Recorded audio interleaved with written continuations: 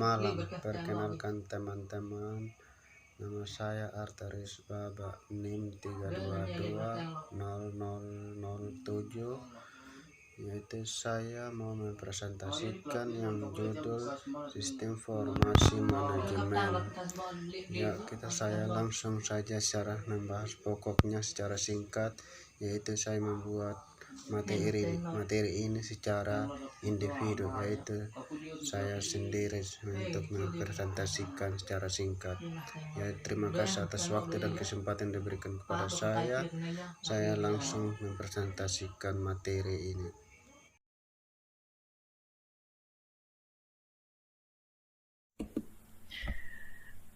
Pokok bahasan dari pertemuan kita kali ini adalah konsep dasar dari sistem informasi manajemen, di mana kita akan membahas konsep dasar sistem, kemudian konsep dasar informasi, konsep dasar manajemen, dan pengertian sistem informasi.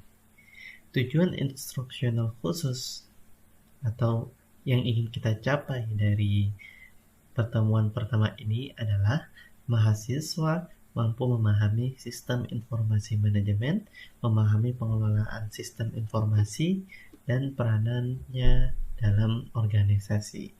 Peranannya itu maksudnya peranan dari sistem informasi itu, dan juga peranan orang yang mengurus sistem tersebut. Nah, jika kita tinjau konsep dasar dari sistem informasi dan kita lihat pengertian dari sistem informasi manajemen tersebut, kita bisa tinjau menurut 3 frase. Ya. Yang pertama, kita akan lihat pengertian sistem, pengertian informasi, dan pengertian dari manajemen. Sistem bisa kita definisikan sebagai sekumpulan unsur, elemen, kegiatan, atau prosedur yang saling terpadu dan bekerja sama satu sama lain. Keberadaannya membentuk sebuah fungsi untuk mencapai suatu tujuan.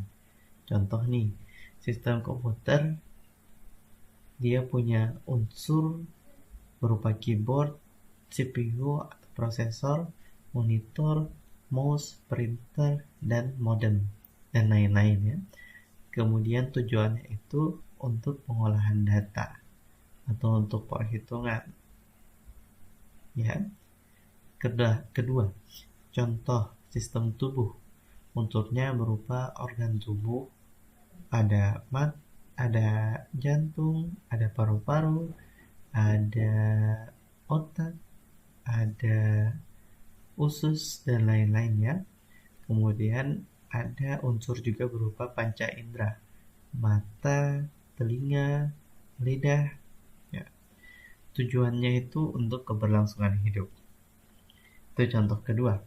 Contoh yang ketiga, sistem pabrik yang terdiri dari unsur berupa orang, mesin, ya, order, atau pesanan ya, barang-barangnya itu. Kemudian tujuannya itu untuk produksi barang misalkan. Ya, jadi kunci utama dari sistem itu adalah pertama unsur, dan tujuan yang saling terpadu dan bekerja sama satu sama lain. Keberadaannya membentuk sebuah fungsi untuk mencapai tujuan, ya. Jadi fungsi itu dilakukan untuk mencapai tujuan. Misalkan fungsinya komputer itu dia bisa menerima input data, ya. Kemudian fungsi dari sistem tubuh, dia bisa mengolah makanan, seperti itu. Karakteristik dari sistem ada 7 poin. Karakteristik yang pertama adalah komponen. Komponen itu adalah sesuatu yang menjadi bagian dari sistem tersebut. Segala sesuatu yang menjadi bagian dari sistem, baik itu benda, aturan, atau orang, dan lain-lain. Kurang lebih sama seperti unsur, tetapi unsur tersebut kan dia punya sesuatu lagi di dalamnya. Nah, segala sesuatu itu disebut sebagai komponen. Segala sesuatu yang menjadi bagian dari sistem, baik itu dia berada di dalam unsur tersebut ataupun tidak. Kedua, karakteristik dari sistem yaitu memiliki batas atau boundary, yaitu berupa sesuatu yang membedakan sistem tersebut dengan sistem lainnya. Ya, suatu sistem harus memiliki batas, harus punya hal yang membedakan sistem tersebut dengan sistem yang lain. Contoh, sistem dari komputer dan sistem dari sistem kerja otak manusia. Nah, walaupun tujuannya sama ya untuk memproses data, tetapi ada yang membedakan. Misalkan dari unsur-unsurnya. Dalam otak manusia itu terdiri dari otak kecil, kemudian dan lain-lain, otak besar dan lain-lain. Ketiga yaitu lingkungan atau environment, yaitu sesuatu yang berada di luar sistem dan mempengaruhi sistem tersebut. Segala sesuatu yang ada di luar sistem itu disebut dengan environment. Contoh environment sistem komputer yaitu suhu udara misalkan, atau kelembaban. Keempat yaitu penghubung interface, yaitu bagian dari sistem yang menjembatani fungsi antara komponen. Karakteristik dari sistem itu adalah penghubung atau interface, yaitu menjembatani fungsi dari komponen. Di karakteristik dari sistem itu ada komponen, segala sesuatu yang menjadi bagian dari sistem tersebut, dan komponen itu semuanya saling terhubung. Ya, manusia itu kan jantungnya, kemudian pembuluh darah, paru-paru, ya, semuanya itu bekerja tidak sendiri-sendiri seperti begitu ya. Kalau satu rusak itu akan mempengaruhi seluruh tubuh, sama seperti komputer. Semuanya saling terhubung antara keyboard, mouse, modem, dan lain-lain. Kalau satu rusak bisa saja mengakibatkan masalah. Oke, kemudian kelima yaitu masukan atau input, yaitu sesuatu yang digunakan sebagai bahan untuk diolah lebih lanjut. Komputer menerima input berupa data. Sistem pencernaan manusia menerima input berupa makanan. Oke. Selanjutnya yaitu pengolahan atau processing, yaitu kegiatan memproses bahan masukan menjadi hasil keluaran, yaitu proses utamanya ya. Kemudian terakhir keluaran atau output, yaitu berbagai macam bentuk yang dihasilkan melalui pengolahan. Misalkan sistem pabrik tadi itu outputnya adalah barang jadi. Maka pabrik paku, outputnya adalah paku. Kemudian lanjut 4 poin lagi yang merupakan karakteristik dari sistem, yaitu pertama adalah sasaran. Sesuatu yang ingin dicapai dalam jangka pendek atau jangka panjang yang ingin dicapai oleh sistem tersebut. Ke-8 ya, selanjutnya tujuan, yaitu pencapaian akhir yang hendak dicapai dalam waktu yang panjang. Jadi misalkan contoh sasaran dalam sistem komputer, ketika ada suatu data yang masuk, data tersebut disasarkan untuk dikirim ke komponen yang ini, kemudian komponen yang lain, dan seterusnya.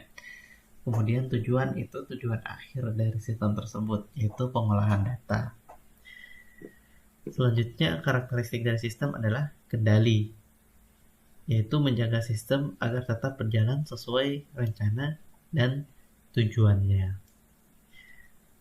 Ke-9 ya, umpan balik ya, atau feedback. Adanya feedback. Kalau suatu sistem itu pasti dia punya feedback, yaitu mengukur operasional proses pada sistem dan mengembalikan kondisi menyimpang menjadi standar. Suatu sistem itu dia harus punya feedback. Suatu sistem yang baik itu dia harus punya feedback. Ketika ada suatu masalah, dia harus bisa troubleshooting. Ketika badan sakit, dia harus bisa melakukan penyembuhan. Seperti itu. Nah, di sini ada gambar yang menunjukkan proses dari sistem, proses dari karakteristik dari sistem tersebut. Ya. Jadi bagian ini yang di kotak ini adalah bagian dari sistem, ya. Sistem menerima inputan. Setelah inputan masuk ke dalam sistem, kemudian inputan tersebut diproses. Dan ada bagian yang mengontrol, kemudian ada juga feedback untuk menghasilkan output. Output ini dia kemudian harus sesuai dengan objektif atau tujuan jangka pendeknya itu, dan setiap tujuan jangka pendek tersebut akan mengarah pada goal atau tujuan akhir dari sistem. Pembahasan selanjutnya adalah klasifikasi sistem. Yang pertama, sistem abstrak dan sistem fisik.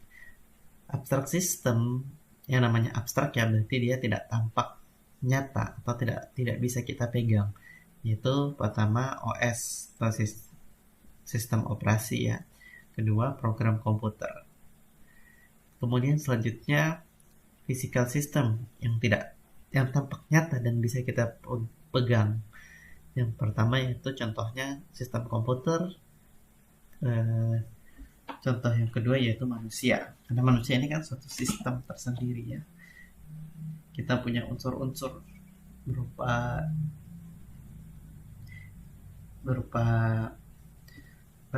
pencernaan, berupa pernapasan dan lain-lain. Atau organ-organ tubuh kita ya. Kedua, kita bisa klasifikasikan sistem menjadi sistem alamiah dan sistem buatan. Ya. Sistem alamiah atau dikenal dengan natural system yang terjadi dengan sendirinya, seperti sistem tata surya, ya. Apalagi sistem hutan ya, alam dan seterusnya. Sistem biota laut ya. Kedua yaitu human made system, yaitu sistem yang dibuat oleh manusia. Contoh lagi komputer, contoh lagi mobil, contoh lagi pesawat, ya, contoh lagi mesin, bahkan seperti setrika pun itu termasuk sistem yang human made system. Ketiga, kita bisa klasifikasikan sistem menjadi sistem tertentu dan sistem tak tentu. Sistem tentu atau sistem tertentu yaitu deterministic system itu adalah sistem yang diprediksi dan dideteksi dengan pasti. Ya. Misalkan seperti komputer ya, bisa kita prediksi dengan pasti. Ketika kita outputkan suatu nilai, pasti ketika kita inputkan suatu nilai, pasti outputnya adalah nilai yang kita inginkan tersebut. Kemudian probabilistic system ini biasanya terjadi pada natural system, ya, hal yang tidak bisa kita prediksi dengan pasti. Atau ada probabilitas hari ini hujan, ya, ada misalkan probabilitas hari ini panas itu sekitar 70% atau 30% misalkan. Kemudian pembagian yang keempat yaitu sistem tertutup dan sistem terbuka. Sistem tertutup atau closed system itu tidak dipengaruhi lingkungan di luar sistem dan dia menerima masukan tertentu untuk menghasilkan keluaran tertentu.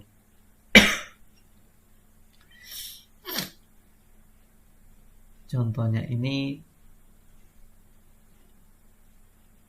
misalkan sistem mesin pabrik ya, atau yang sederhana saja misalkan sistem HP ya. Pak, secara garis besar HP ini kan tidak dipengaruhi oleh lingkungan di luar sistem. Mau cuaca sedang hujan, mau apa misalkan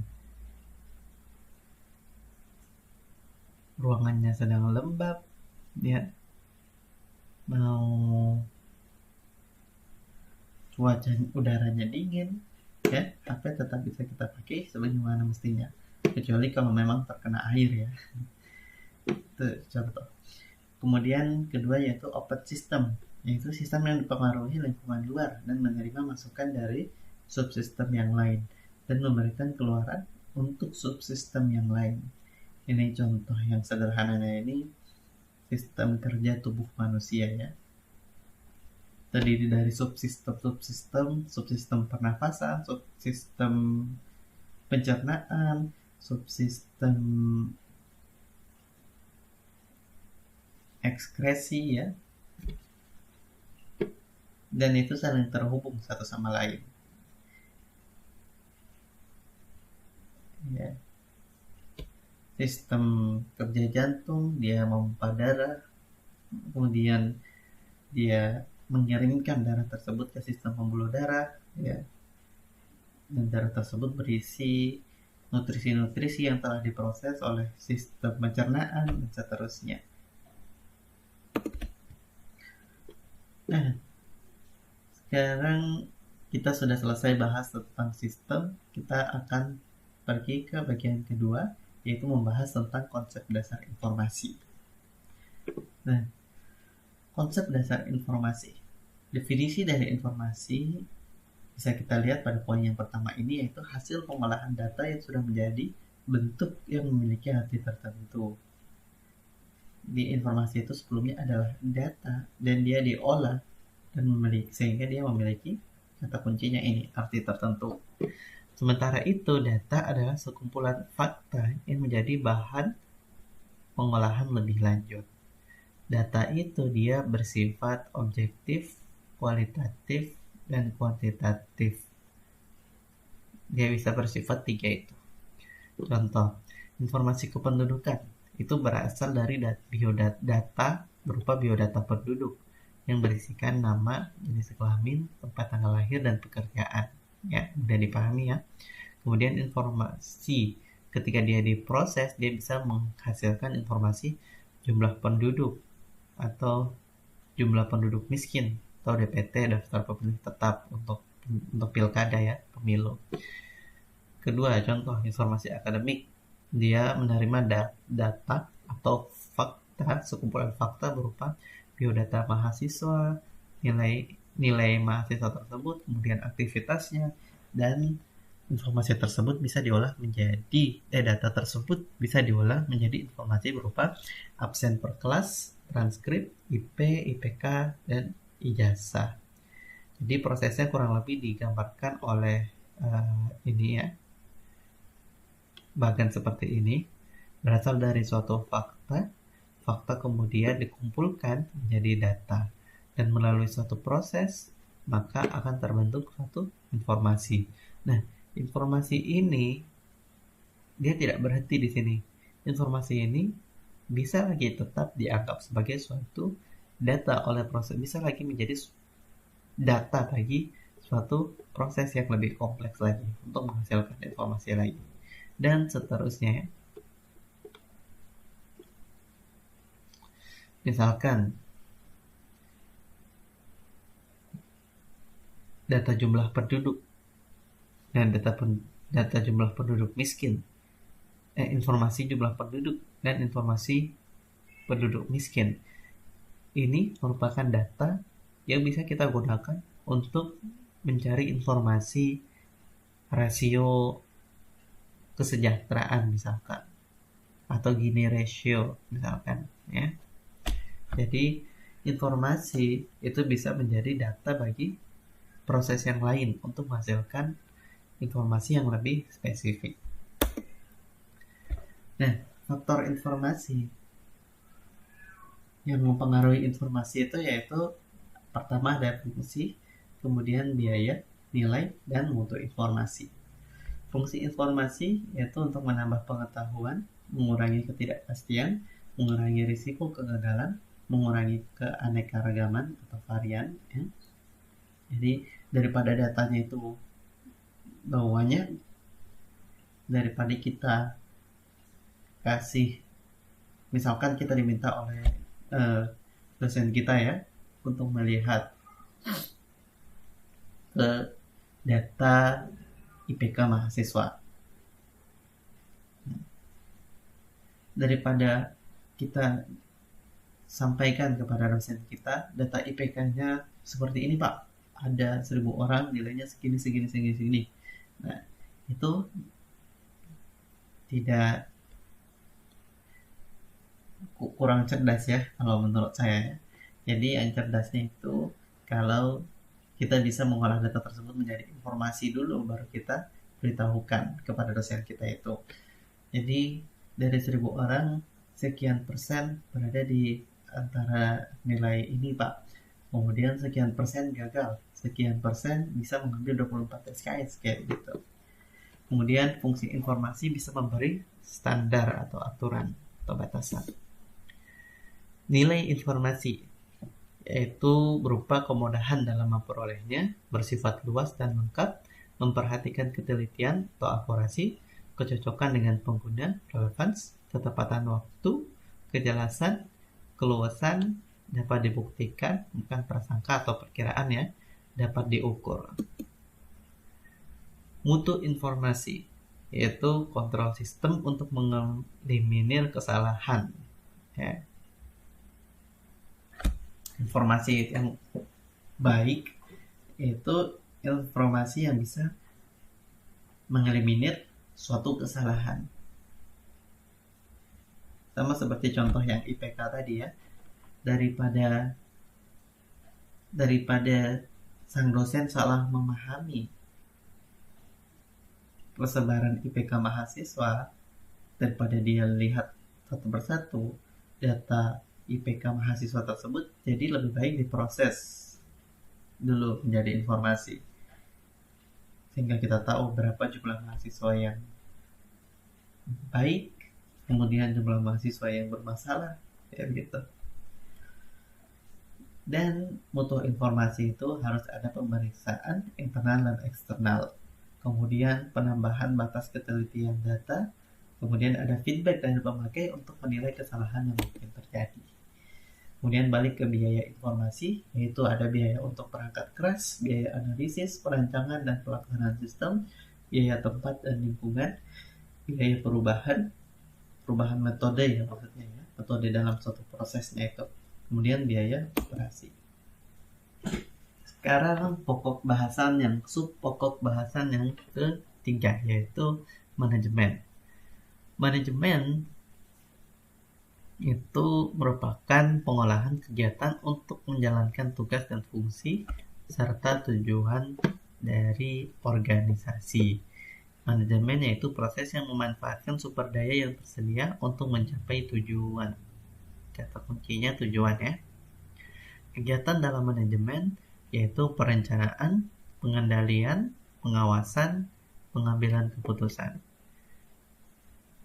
Kemudian sumber daya yang bisa dikelola dengan manajemen ini ada manusia, material, dan modal. Kemudian ada juga sumber daya informasi. Nah, proses manajemen. Tingkatan kegiatan manajemen itu ada 3 jenis. Pertama yaitu perencanaan dan pengendalian operasional. Itu ada low level manajemen di sana. Kedua, perencanaan taktis dan pengendalian manajemen.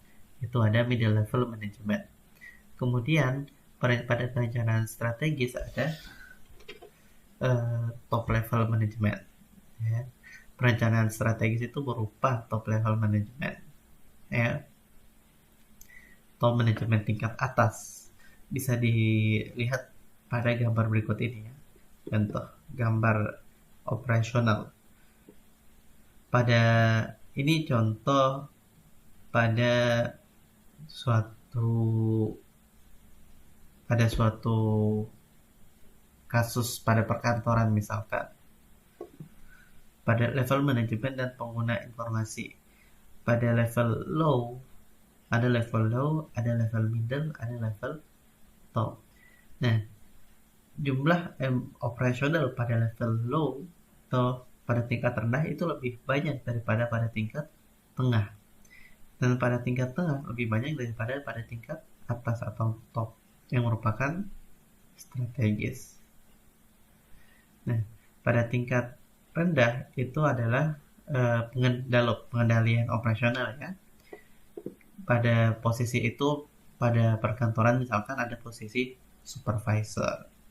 Dan kedua pada tingkat tengah atau middle pada perencanaan taktis ya, itu ada tempatnya seorang manajer.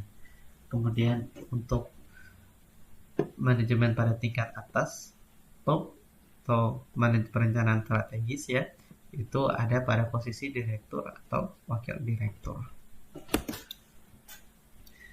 Jadi berdasarkan 3 sub pokok bahasan tadi, kita bisa simpulkan bahwa sistem informasi manajemen itu adalah kegiatan yang dilakukan oleh sekelompok unsur dalam sebuah organisasi yang saling terkait dalam usaha memecahkan suatu masalah dengan memanfaatkan sumber daya manajemen sehingga sampai pada sebuah pemberian informasi untuk mendukung pengambilan keputusan. Nah, James Altucher pada tahun 1992 dalam bukunya Information System a Management Perspective, dia mendefinisikan sistem informasi manajemen yaitu kombinasi antar prosedur kerja, informasi, orang, dan teknologi informasi yang diorganisasikan untuk mencapai tujuan dalam sebuah organisasi. Berikut ada juga definisi sistem informasi manajemen dari beberapa sumber yang lain. Nah, kesamaan dari berbagai teori adalah pertama, kata kunci produk yang berupa informasi. Kedua, tujuan dari sistem informasi manajemen adalah untuk menghasilkan informasi untuk berbagai pihak. Dan ketiga yang menjadi kesamaan dari seluruh teori tersebut adalah fungsi, yaitu berupa pengelolaan sumber-sumber masukan hingga menjadi informasi. Dan sumber masukan berupa data atau informasi. Jadi, cara kerjanya itu seperti ini, ditunjukkan pada gambar ini. Yang coba dilakukan oleh suatu sistem informasi manajemen. Di suatu sistem itu dia punya tujuan. Ya. kemudian dia punya suatu prosedur kerja.